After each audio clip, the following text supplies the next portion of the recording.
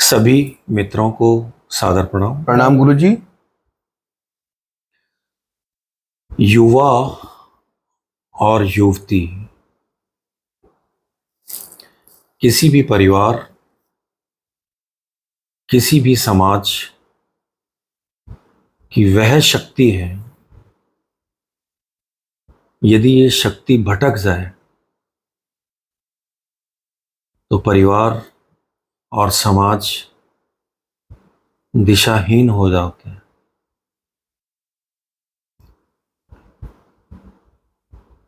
युवाओं के भटकने के जो कारण हैं,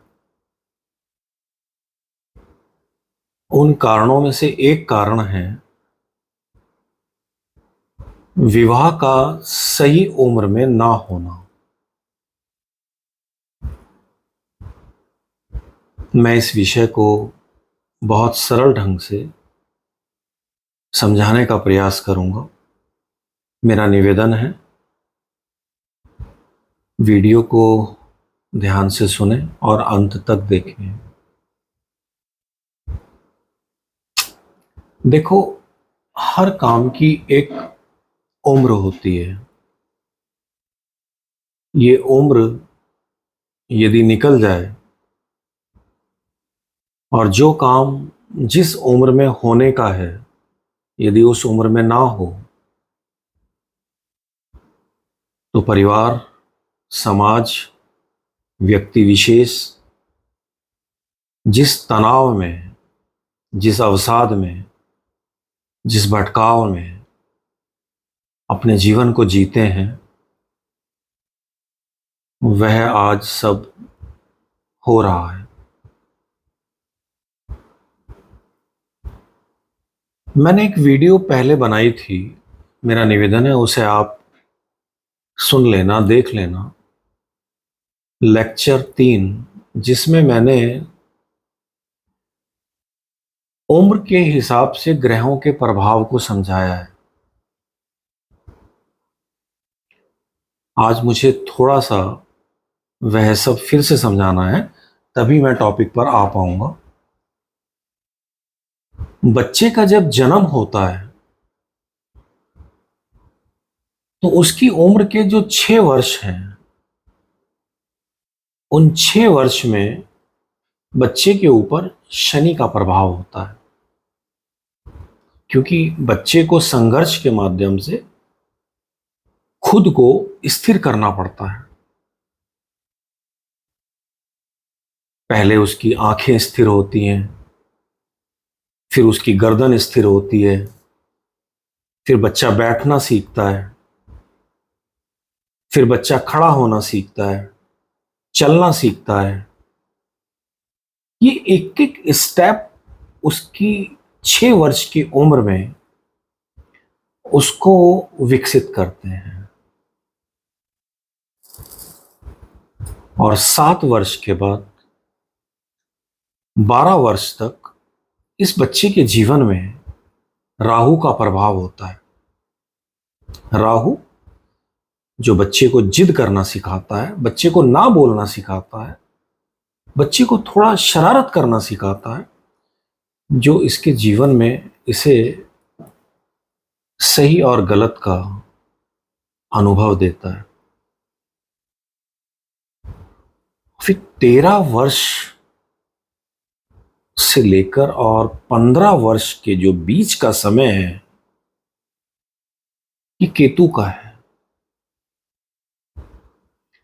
इस उम्र में सभी बच्चों के अंदर, वो चाहे लड़का हो चाहे वो लड़की हो, इनके अंदर वो हार्मोन्स डेवलप होते हैं जो संतान उत्पत्ति में कारक होते हैं, सहयोगी होते हैं। इसीलिए केतु को संतान का भी कारक माना गया है। और 16 वर्ष से लेकर 22 वर्ष तक की जो उम्र है, यह उम्र गुरु के प्रभाव में होती है। गुरु यानी कि परिवार का विकसित होना। गुरु जहां शिक्षा अच्छे ढंग से ली जाए, गुरु जहां पर आपके जीवन में संस्कार फलित हों। ये बात हमें यह समझाने की कोशिश करती है कि बच्चों की विवाह की जो सही उम्र है वो यही है, 22 वर्ष तक बच्चों के विवाह हो जाने चाहिए। कुछ लोग मुझे सुनने के बाद समझेंगे कि मैं किस तरह की मूर्खताओं की बातें कर रहा हूं, लेकिन मैंने बहुत अध्ययन के बाद ये जाना है कि ये बिल्कुल सही बात है।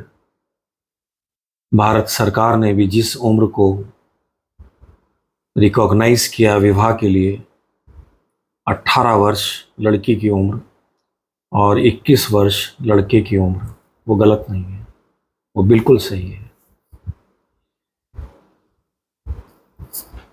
आज हम उच्च शिक्षा को लेकर,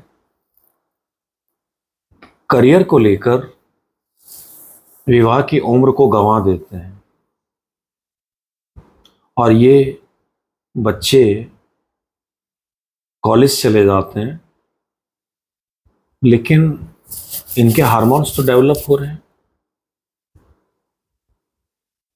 इनके जीवन में विवाह नहीं हो पाता है लेकिन बाकी सब कुछ होता है। और जब इनकी उम्र 27-28 वर्ष में ये आते हैं तो इनके जीवन से विवाह का उत्साह सब खत्म हो जाता है, क्योंकि ये उम्र जिस तरह से एक दूसरे के अंदर ढलने वाली उम्र है वो नहीं है। आप किसी जानवर के बच्चे को भी अपने यहां लेकर आते हैं, वो भी बहुत छोटी उम्र का बच्चा होता है जो आपके संस्कारों में ढल जाता है। आप किसी पौधे को भी अगर इधर से उधर शिफ्ट करते हैं तो वो एक छोटा पौधा होता है। हमने विवाह के लिए कन्या को चुना है, स्त्री को नहीं। जब कोई बच्चा मैच्योर हो जाएगा उसे एक दूसरे के साथ ढलने में बहुत दिक्कतें आएंगी, और यही कारण है कि आज विवाह की जो उम्र है वो 28-30 वर्ष आ गई है, जहां बच्चों को एक दूसरे के साथ एडजस्ट होने में उनकी ईगो सामने आ जाती है, उनकी समझदारी सामने आ जाती है और वो नहीं एडजस्ट हो पा रहे हैं। परिवार तनाव में चल रहे हैं, समाज विक्षिप्त हो रहे हैं, कारण हमने विवाह की उम्र को गलत उम्र दे दी।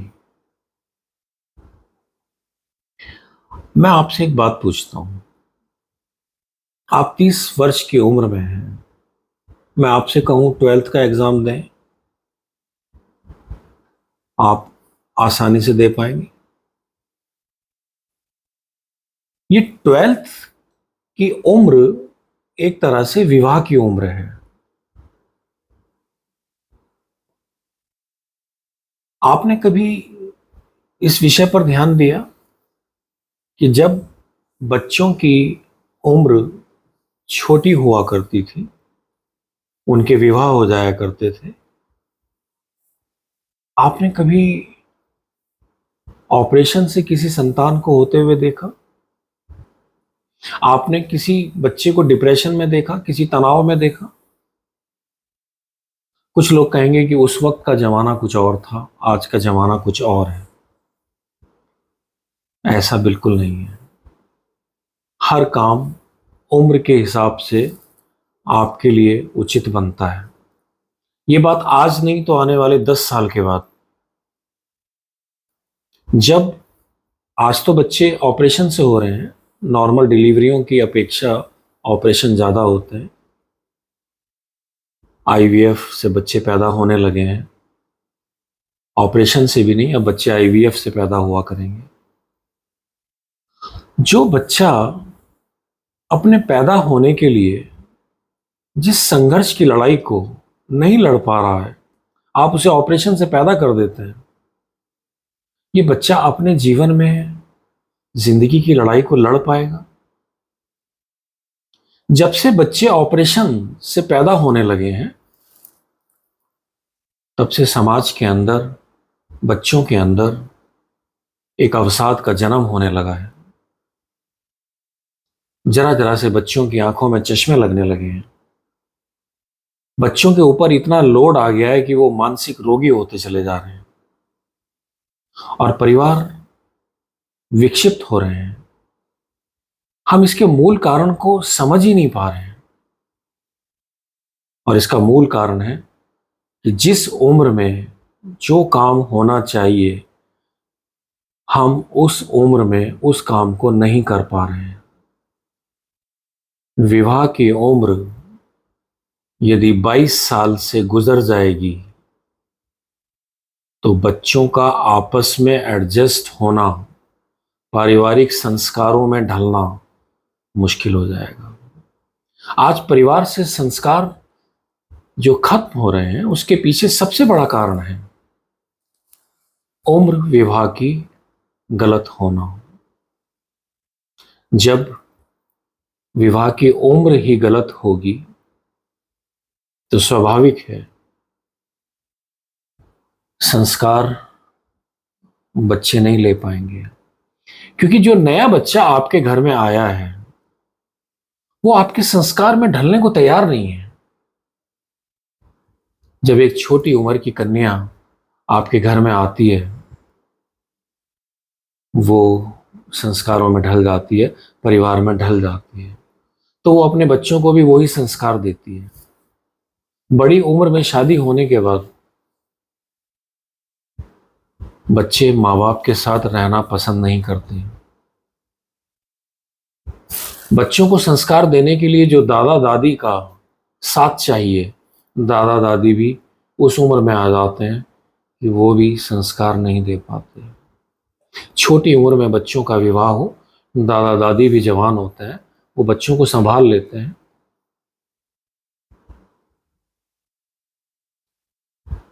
कुछ लोग कहेंगे तो क्या बच्चों की शिक्षा बंद कर दें, बच्चों के करियर पर ध्यान ना दें? ऐसा नहीं है।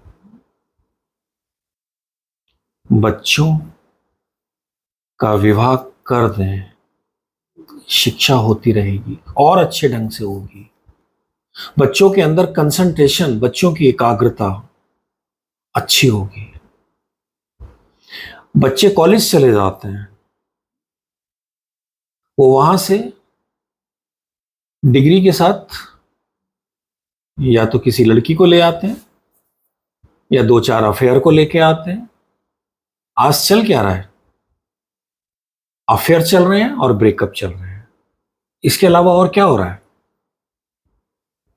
संस्कार और संस्कृति देखने को नहीं मिल पा रही है। कारण, हमने बच्चों की उम्र, जिस उम्र में उनके साथ हार्मोन्स का डेवलपमेंट हो रहा है, हमने उसको नजरअंदाज कर दिया। उस वक्त बच्चों को एक दूसरे का साथ चाहिए, वो उनकी नेचुरल प्रक्रिया है। वो जितना अच्छे ढंग से साथ रह पाएंगे, एकाग्र रह पाएंगे, अपने लक्ष्य को उतने ही अच्छे ढंग से समझ पाएंगे। वो कुछ और बनेंगे या नहीं बनेंगे, कम से कम मानसिक रोगी तो नहीं होंगे, एक अच्छा इंसान बन पाएंगे, पारिवारिक संस्कारों में ढल पाएंगे। तो कुछ लोग कहेंगे कैसे करें? बच्चा जब 12th में आ जाए, आप उसकी शारीरिक प्रक्रियाओं को समझें। और जिस लड़की का आप अपने घर में विवाह करके लेके आते हैं, उसकी आगे की शिक्षा की जिम्मेदारी लें। विवाह के बाद भी बच्चों को शिक्षा लेने दें। उनकी शिक्षा बहुत अच्छे ढंग से चलेगी, उनका लक्ष्य भी बहुत अच्छे ढंग से पूर्ण होगा, क्योंकि वो दो बातों से भटकने से बच जाएंगे। जो चारित्रिक शिथिलताएं आती हैं, वो नहीं आएंगी। आप बच्चों के भविष्य की बात कर रहे हैं और चरित्र पर कोई विचार नहीं। बच्चे जब कॉलेज से लौट कर आते हैं, चरित्र के नाम पर उनके पास क्या होता है आप बहुत अच्छे से समझ सकते हैं। इस बात के लिए कोई तैयार नहीं होगा, लेकिन आने वाले 10 साल के बाद जब संस्कार ही नहीं, आज हम किसी वृक्ष की शाखाओं पर ट्रीटमेंट कर रहे हैं, पत्तों पर ट्रीटमेंट कर रहे हैं, वो सब गलत है। आप कितना भी कर लें कुछ नहीं होगा। जब तक जिस उम्र में जो काम होना है उसको हो जाना चाहिए, और जब तक ये सब चला है, जब तक विवाह छोटी उम्र में चले हैं, तब तक संस्कार जीवित रहे हैं, तब तक बच्चे हष्ट-पुष्ट पैदा हुए हैं,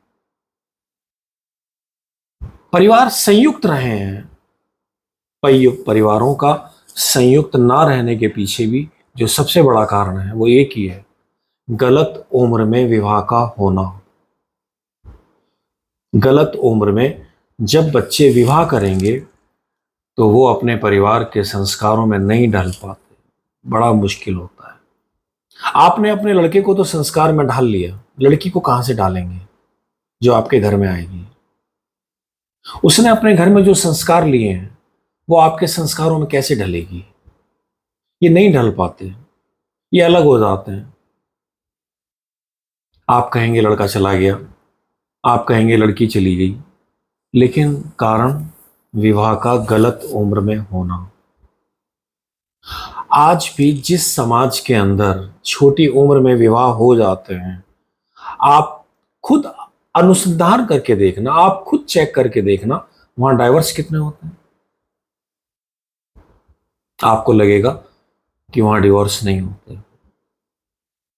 वहां कितनी पारिवारिक विवाद हैं, नहीं होते।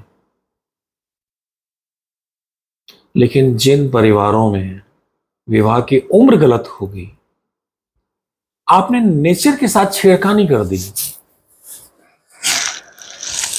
आने वाली लड़की आपके परिवार में, आपके संस्कारों में उसे ढलने में दिक्कत आएगी। मैं नहीं कह रहा हूं कि ऐसा सबके साथ होता होगा, लेकिन अधिकांशतः आप किसी भी बड़े पौधे को विकसित नहीं कर सकते, आप किसी भी बड़े जानवर को लाकर अपने यहां पालतू नहीं बना सकते, आप उसको अपना दोस्त नहीं बना सकते। आप जब कन्या से विवाह करते हैं, कन्या को विवाह करके लाते हैं, वही आपके परिवार के संस्कारों की आधारशिला है। मेरी इस बात पर ध्यान देने की कोशिश करें। एक तरह से देखा जाए तो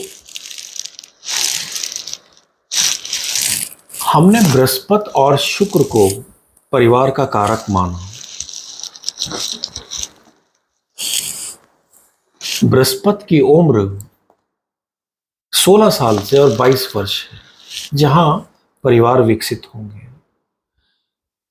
जो ज्योतिष के विद्यार्थी हैं वो बहुत अच्छे से समझ पाएंगे। सेकंड हाउस, दूसरा भाव आपके परिवार का है। इस परिवार का जो मालिक है वो शुक्र है। इस परिवार का जो कारक है वो संस्कार यानी कि गुरु हैं। लेकिन हमने इस परिवार और संस्कारों के साथ साथ इस भाव को एक और संज्ञा दी है, वाणी।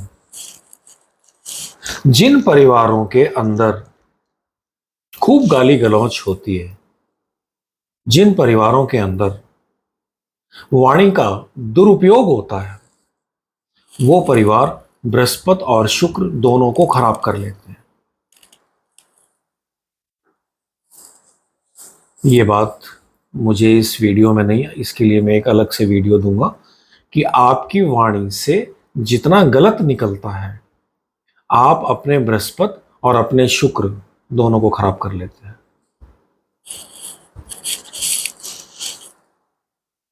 संस्कार और संस्कृति आपके परिवारों के अंदर तभी तक समाहित रह सकते हैं जब आपके बच्चों की विवाह की उम्र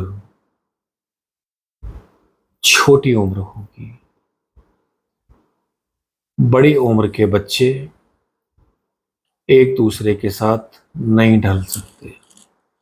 बड़ी उम्र में विवाह की वो उम्र ही नहीं है, कैसे ढल जाएंगे? वो एक दूसरे के साथ आर्ग्यूमेंट्स करते हैं, बदतमीजियां करते हैं, वो परिवार के संस्कारों को और खराब कर लेते हैं। आप खुद इस पर चेक करके देखना, बड़ी उम्र में होने वाले विवाह कितने कामयाब हैं, छोटी उम्र में होने वाले विवाह कितने कामयाब हैं। जिन समाजों में आज भी छोटी उम्र में विवाह हो जाते हैं, वहां बृहस्पति का बल बना रहता है, संस्कार बने रहते हैं। विवाह की सही उम्र 22 वर्ष तक है। बच्चों के करियर को लेके, बच्चों की शिक्षा को लेकर विवाह की उम्र के साथ खिलवाड़ ना करें। विवाह सही उम्र में होना चाहिए, बाकी सब अपने आप ठीक होगा। आप करियर तो ले लेंगे, आप उच्च शिक्षा भी ले सकते हैं, लेकिन दाम्पत्य जीवन खराब कर लेंगे। आपके जीवन में दाम्पत्य जीवन नहीं चल सकता, आपके जीवन में पारिवारिक संस्कार नहीं चल सकते। जितने भी उच्च शिक्षा लेकर आ रहे हैं, मैं सबकी बात नहीं कर रहा हूं, अधिकांशतः ये डिग्रियां लेकर आते हैं, संस्कार सब खो जाते हैं। किसी का कोई प्रश्न? नहीं गुरुजी। आवाज नहीं निकल रही? ठीक है, धन्यवाद गुरुजी। आज बस इतना ही। धन्यवाद। सादर प्रणाम।